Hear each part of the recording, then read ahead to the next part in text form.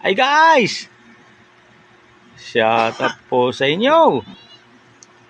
Guys, tataka ba kayo na lagi pag tayo umuwi, yung mga asawa ninyo, asawa natin ay nagtatanong saan ka galing?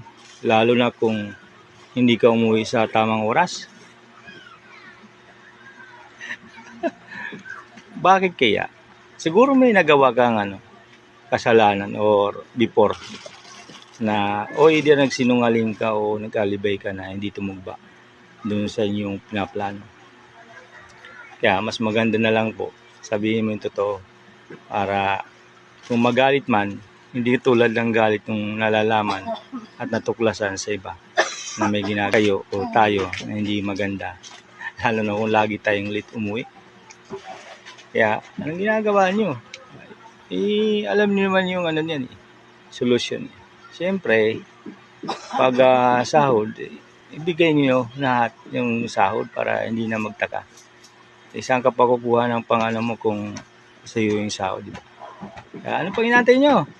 Hindi masama maging under o maging tigasin. Salamat!